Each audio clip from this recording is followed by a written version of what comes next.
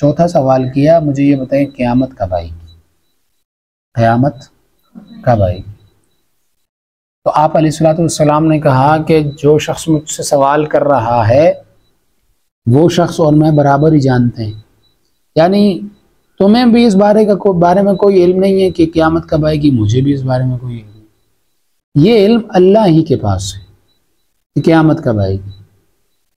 जब ये बात कही तो उस शख्स ने कहा कुछ अलामतें तो बता दे, क़यामत की क्या अलामतें। तो आप अलैहिस्सलाम ने चंद बड़ी अलामतें बताई, जिनमें से एक ये अलामत बताई कि क़यामत के करीब माँ अपनी माँ को पैदा करेगी, औलाद जो होगी वो इतनी नाफरमान होगी उसके हाँ माँ का कोई दर्जा नहीं होगा, बाप का कोई दर्जा नहीं होगा। जैसे माँ बाप औलाद को डांटते हैं ऐसे औलाद माँ बाप को डांटना शुरू कर देगी। जैसे औलाद की आवाज़ पस्त होनी चाहिए, औलाद को माँ बाप से डरना चाहिए, ऐसे ही माँ बाप बच्चों से डरने लगेंगे। माँ डर से ये बात नहीं करती कि अगर ये मैं बात कर लूँगी कि मेरे बेटे को गुस्सा आ जाएगा, मेरी बेटी को गुस्सा आ जाएगा। बाप इस डर से कि कहीं ये बच्चा मेरी बात ही नहीं मानेगा, बात ही नहीं करता, इस डर से ये बच्चा मेरी बात मानेगा ही नहीं, इसलिए वो बात ही नहीं करता। आज वो वक्त आ गया ना, आप अलैहिस्सलाम ने जो अलामत बताई थी वो पूरी हो। दूसरी एक अलामत आप अलैहिस्सलाम ने बताई और वो ये थी कि कुर्बे क़यामत ऐसे लोग जिनके पास खाने के लिए कुछ नहीं होता था, पहनने के लिए कपड़े नहीं होते थे, पहनने के लिए जूते नहीं होते थे, ऐसे गरीब तरीन लोगों को आप देखोगे कि वो बड़ी बड़ी इमारतों के मालिक हो जाएंगे और एक दूसरे से मुकाबले करेंगे कि मेरी इमारत सबसे ऊंची है, मेरा प्लाजा सबसे बड़ा है, मेरी इमारत सबसे ऊंची है।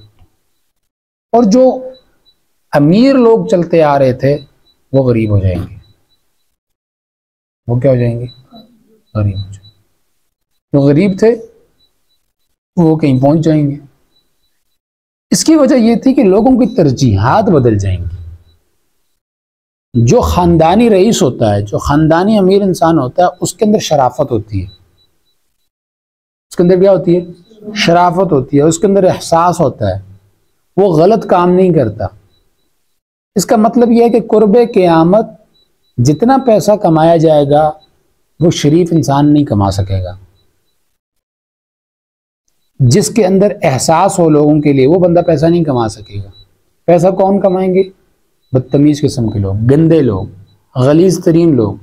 आज आप देखते हैं टिकटॉक के ऊपर लोग नाचते हैं, गाते हैं, ये शरीफ लोग हैं। यूट्यूब के ऊपर अपनी फैमिलीज को दिखाते हैं लोग, अपने घर वालों को दिखा के पैसे कमाते हैं, ये शरीफ लोग हैं। लेकिन पैसा तो इनको मिल गया, ये अमीर हो गए। इनके पीछे नस्लें देखें, गरीब गुरबात है, घर में खाने के लिए जो है कुछ भी नहीं था। जो अच्छे लोग हैं वो इन्हीं प्लेटफॉर्म का इस्तेमाल करके अच्छी चीज़ें सिखाते हैं। मिसाल के तौर पे आप जाएं यूट्यूब पे, बहुत सारे उलमा हैं जो कुरान मजीद सिखा रहे हैं, लेकिन उनको सुनने वाला कोई नहीं। बहुत सारे ऐसे लोग हैं जो कुरान मजीद पढ़ा रहे हैं, सिखा रहे हैं, इल्म सिखा रहे हैं, लेकिन उनको कोई नहीं सुनता। सुनता किसको है? गाने बजाने वाले को, म्यूज़िक करने वाले को। क्या करते हैं? उनको सुनते हैं। तो अमीर फिर कौन होता है? वो गाने बजाने वाला अमीर हो जाता है।